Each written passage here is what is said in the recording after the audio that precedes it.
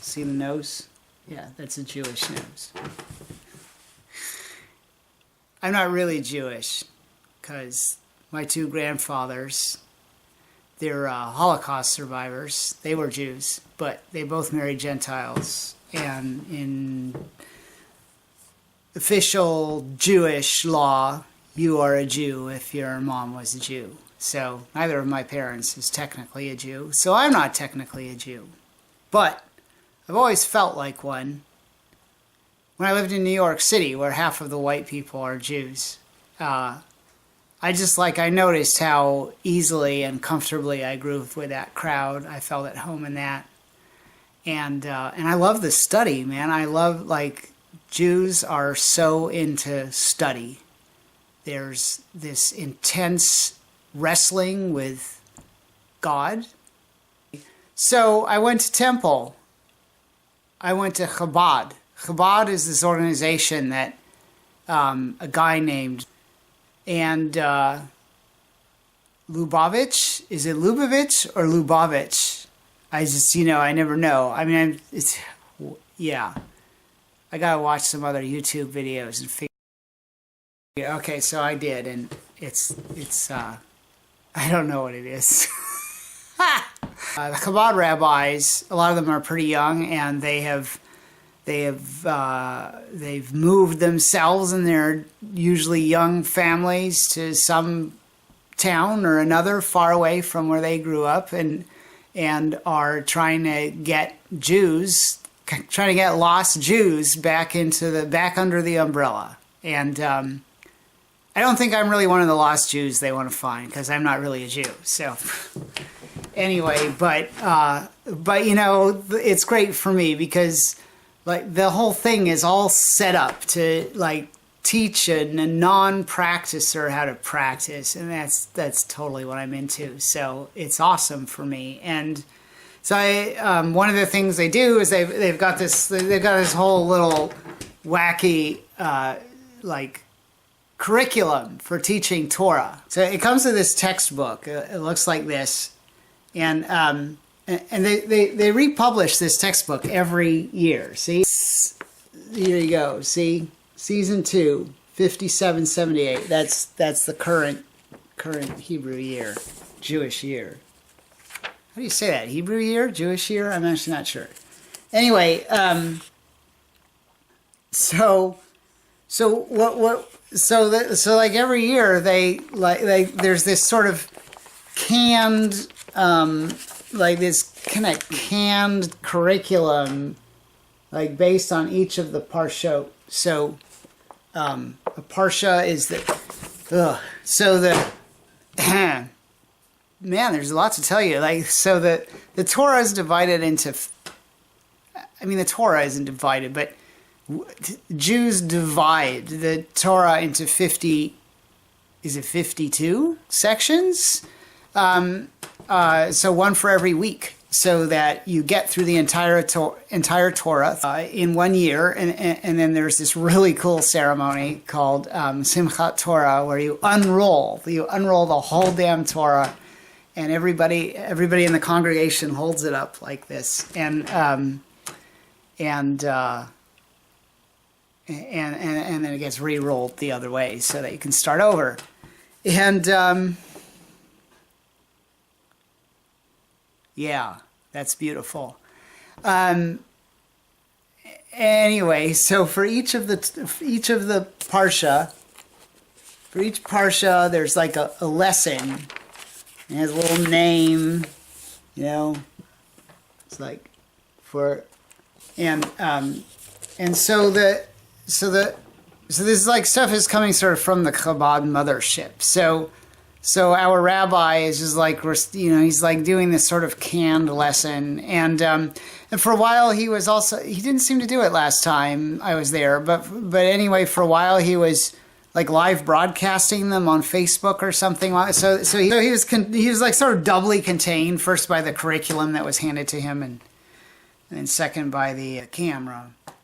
Anyway, but so I'd been to a few of those. I went there first because, like, I'm a lot more comfortable with study than with the prayers that happen on Shabbat, because there's a whole bunch you just kind of need to know on Shabbat. Like, you need to know the prayers, you need to know what to do with the prayer shawl, you need to know what to do with the tzitzit on the prayer. Yeah, there's the whole thing, and I don't know it, and so it's awkward. Whereas with a Torah study, it's really more just like going to a class, so it's a lot easier. And that's the stuff I love anyway. Last Saturday, for the first time, I finally had the courage to try it going to services, to shul on Saturday morning. And it was okay. Like I said, I didn't know what to do. But it's okay. I kind of mumbled along and it was fine.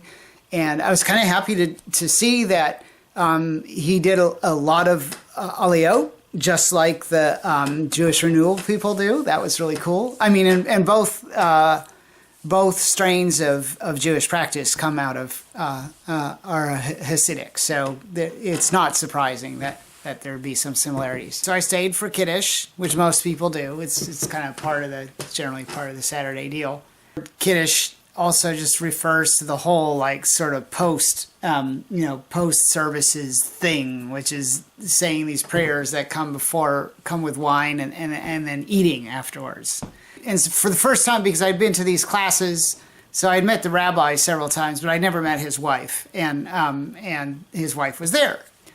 And so actually kind of near the end, when it was like close to time to leave, the two of them were standing next to each other, the rabbi and his wife, and I came up to them and I said, you must be Rivki, that's the name of his wife. I was like, you must be Rivki, and I held out my hand, like, shake your hand, and she didn't move a muscle, and I was like, okay, so handshakes are out of the deal. Wasn't sure why. She's clearly pregnant.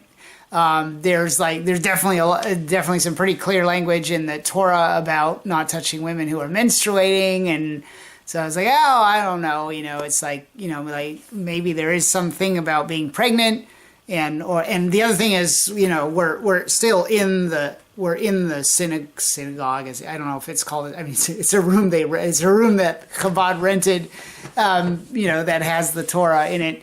Orthodox separate the men and the women, so like you're sitting with all the other men on one side of this sort of barrier, and the women are on the other side, which is not really like, I sort of like to bridge both sexes in my perception of myself, so it's kind of weird I don't really want to sit with the men. I'd rather want to sit with the women, but whatever, that's okay. It doesn't bug me. Anyway, it does. I guess it's just another story for another time.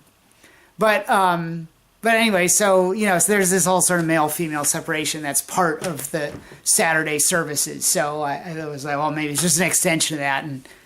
But I was telling you how like Chabad is all about teaching, and I should have just asked. I don't know why I didn't ask. I guess I was feeling sheepish the whole time. This is like I said, I'd never been to a Chabad service and didn't really know what to do, and so I was feeling a little shy anyway. So I just said goodbye and I left, and she actually said sorry to me. Like you could tell she felt bad about whatever the situation was that made it like that, but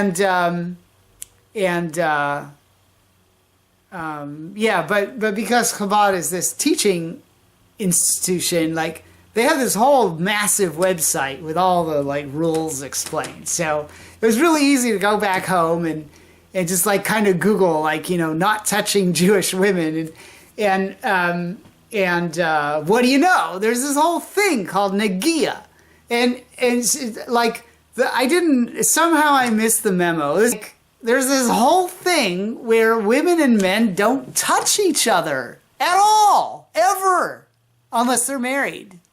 And this is a part of most Orthodox Jewry, and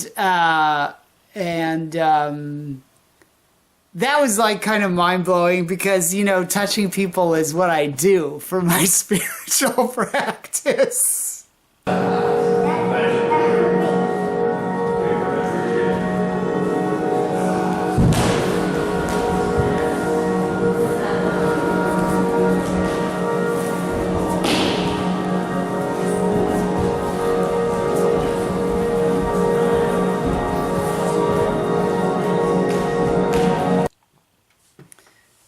So the whole thing ended with a situation that you might think would like distance me from what was going on, but man, my whole Saturday was really wildly impacted by that experience of going to Orthodox services for the first time.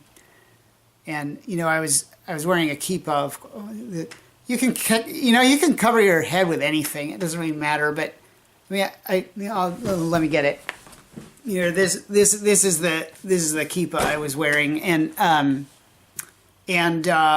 I wore for like I was there for like 4 hours between the services and the kiddush, and then I wore it for a little while afterwards too, because it's a nice hat, and I took it off kind of mid-afternoon, and then like the whole rest of the day, like really all the way in tonight, I kept feeling the edge of the hat, like after it was off, I kept feeling that edge where it had been.